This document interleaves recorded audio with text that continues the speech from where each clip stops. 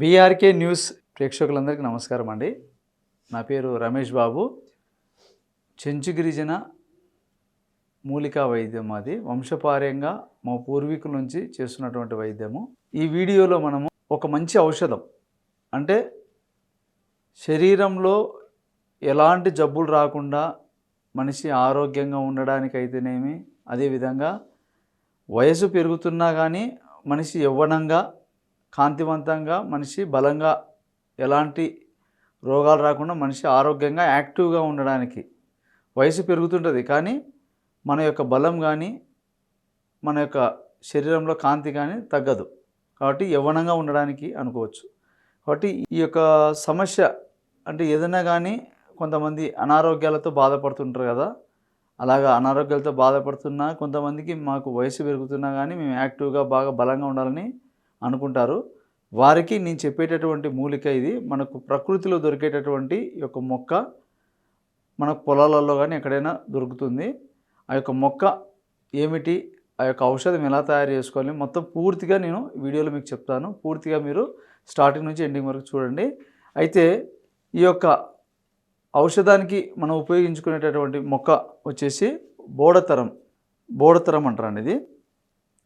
ఈ యొక్క బోడతరం వచ్చేసి మనకు ఎక్కడ దొరుకుతుందంటే పొలాలలో. పొలము అంటే వరి కోతలు అయిపోయినాక బోడతరం అనేది స్టార్ట్ అవుతుంది. కాబట్టి ఈ బోడతరం అనేది మనకు సమూలం ఉపయోగపడుతుంది. దీని యొక్క ఆకులు, దీని యొక్క పూలు, అదేవిధంగా దీని యొక్క వేరు, కాండం మొత్తం పూర్తిగా అన్నీ మనకు ఉపయోగపడేటివే. కాబట్టి పూర్వం రోజులలో దీని అమృతంతో సమానంగా సంజీవిని మొక్కలాగా ఉపయోగించుకునేవాళ్ళు. సంజీవిని మొక్క అంటే ఒకటే కాదు, మన భూమి మీద ఎన్నో రకాల మొక్కలు ఉన్నాయి. అందులో ఇది కూడా ఒక మొక్క. అంటే మనిషి ఆరోగ్యంగా యవ్వనంగా ఉంటున్నాడు, వయసు పెరుగుతున్నా అంటే ఇంకా సంజీవినితో సమానమే కదా అది. కాబట్టి ఈ యొక్క బోడతరం యొక్క మొక్కను మనం తెచ్చుకొని నీట్గా, అంటే ఏ రోజు తెచ్చుకోవాలి ఎట్లా అనేది కూడా చెప్తాను. మనకు ఔషధ మొక్కలు కొన్ని ప్రత్యేకమైన మొక్కలు.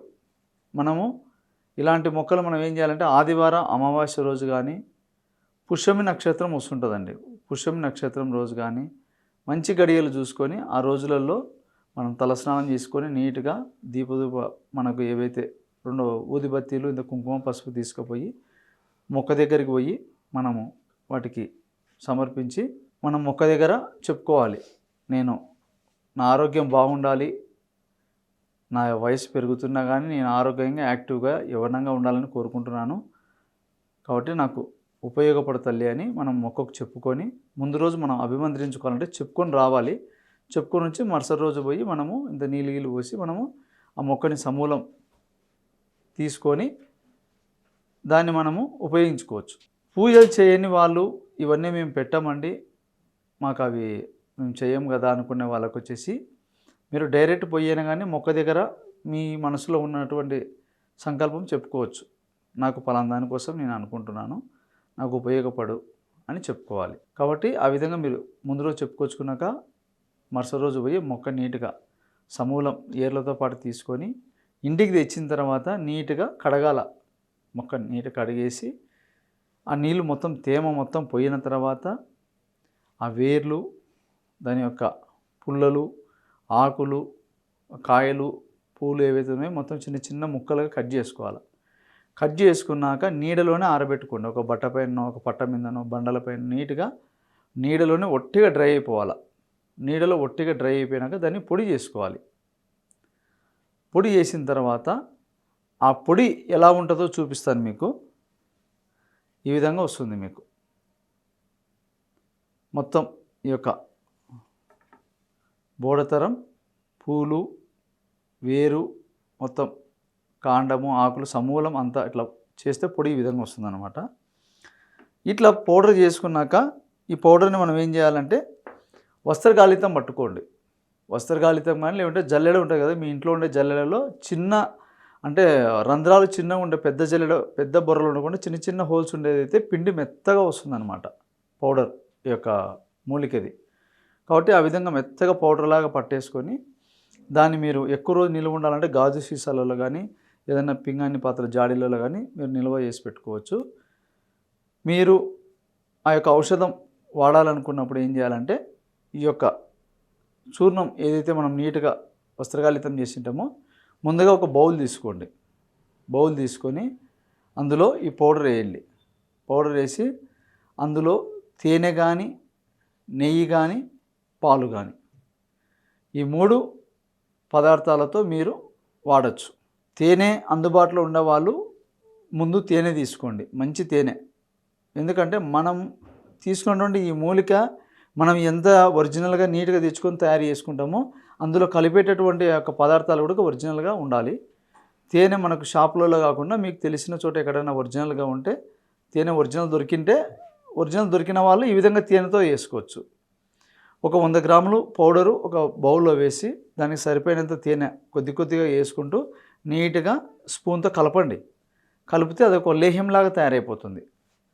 లేహ్యంలాగా తయారైపోతే దాన్ని రోజు ఉదయం లేవంగానే ముఖం కడుక్కుంటారు కదా, బ్రష్ చేసిన వెంటనే పరగడుపున ఏం తినకుండా కొద్దిగా ఒక నాటు ఉసిరికాయ ఉంటుంది కదా, ఇంత మోతాదులో నోట్లో వేసుకొని నములుకొని తిని, వీలైతే కొద్ది నీళ్ళు తాగొచ్చు, లేకుంటే నములుకొని తిని మింగేసి 1 గంట వరకు ఏం తినకూడదు. టీ కాఫీలు కానీ తాగకుండా ఏం తినకుండా ఉండాలి.